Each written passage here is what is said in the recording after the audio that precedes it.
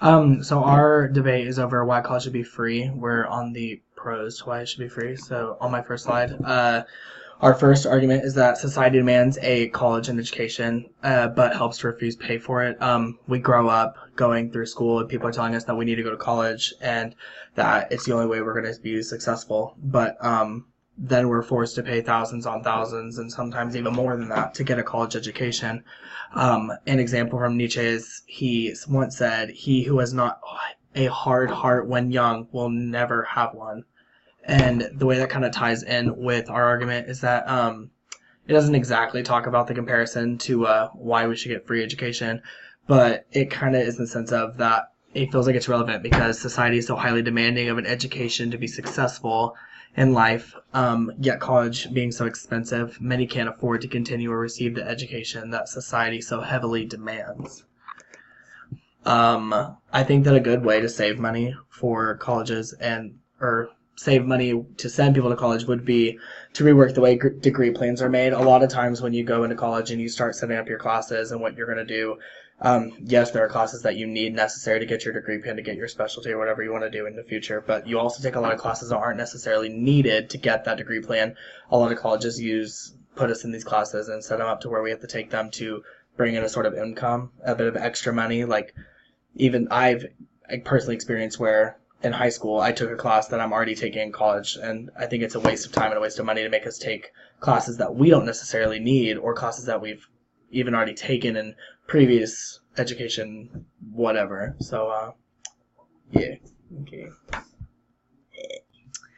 So a degree plan shouldn't have to be purchased. A guy named Josh Weiner, who is an executive director of the College Excellence Program, talked on Obama's plan to make the first years of community college free. This program that Obama talked about could benefit the people because within the next decade, it said that we are going to need an educated workforce of 60%, whereas right now we are only at around 40%. That is because millennials and their offspring is going to soon surpass the baby boomers as the nation's largest adult living generation. About 1/3 of college students are working full-time jobs right now, so that's 75% of students.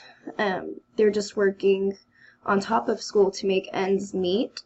Working a job, especially full-time, takes time away from studying and being able to be your absolute best that you can be as a student, which could lead to people dropping out for not being able to afford it and or leading them to not getting the job they need or desire due to low grades. I also have a picture on the left showing the amount of people in the generations and how it's going to be through 2050.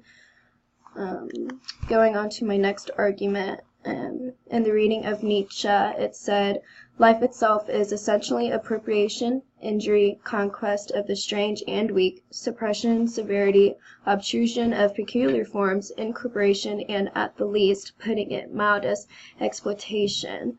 That tying into my argument, increased contribution from big business and government to pay.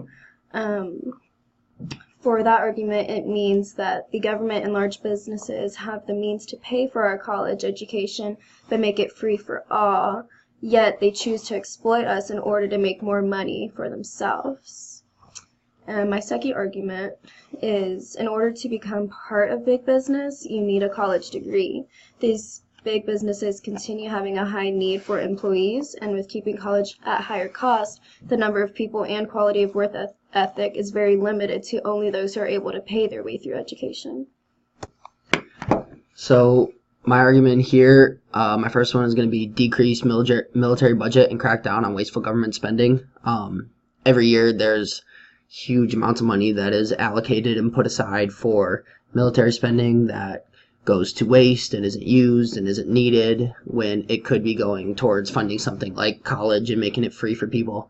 For example, here you see the first of the budget is a $616.9 billion base budget for the Department of Defense.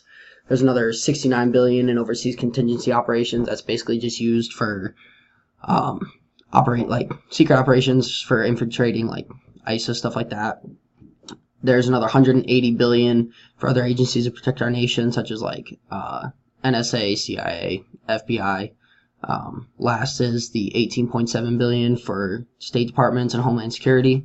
That adds up to $892 billion a year just for military spending, which a lot of that goes unused. For instance, there was $120 billion spent 3 years ago on fighter jets that we don't even use. Those are going to be the Thunderbirds. They were supposed to be designed between the U.S. and England. We don't even use them, so that's $120 billion wasted. Also, if you scroll through, I have a list here that you click on the link that shows all of the wasteful government spending, and there's billions upon billions of dollars that are wasted every year that aren't used for government investment when all that stuff could be allocated aside for college tuition. My next argument here is the high amount of student debt decrease the chance of owning a home, getting married, having children, and other forms. Student debt right now is added up to over $1 trillion, which I think is a little outrageous. And considering that the median income as of 2018 for the average household is going to be $57,000 a year, and average college tuition is anywhere between $25,000 to $30,000 a year, that means almost, if not more than half your money, if you have a median income, is going into paying your college tuition, which means you're doing nothing but losing money because then you're paying for other bills and such like that. When if they can cut tuition, make it free, then that allows more education to be accessible to everybody, and then with that being accessible to everybody, it allows the base knowledge of the country to go up, allowing us to better attack problems in the future. It also allows money to be set aside by students to save for a house, marriage, being able to support a family, such like that. And then it also allows them to put more time into school and focus on it so that they hopefully can be more successful and make more money later in life. Okay. Free college will give everyone equal opportunity. Free tuition will give everyone equal opportunity to succeed in life, whether it's the lower class, middle class, or the high class. Many people thought they'll never make it to college because their financial situation will finally get to go to college, breaking the generation curse, whether that be the first kid out of the generation to finally make college. With free college for everyone, there will be no excuse for anyone to be behind in knowledge. This will make more competition in the career fields.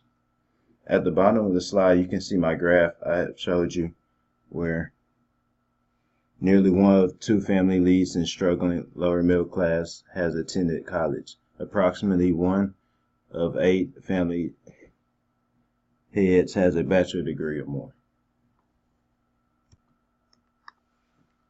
In the past decade, college enrollment has jumped by nearly 4 million to more than 18 billion, and the annual cost of typical four-year college has almost doubled to more than $14,000. Education Department bases its estimate of what families can afford today on a government budget for a family maintaining a lower standard of living back in 1967. According to a survey by the American Association of Community Colleges, 87% of community college administrators consider low FAFSA application rates the biggest barrier to student aid. Students should have to worry about financial problems that are connected with the high tuition costs for their education because it creates unneeded stress and financial problems. Any student's main concern should be their academic performance and learning to pursue their degree. The tuition fee includes extra expenses such as on-campus living that are not essential towards the student's education but are still being charged for.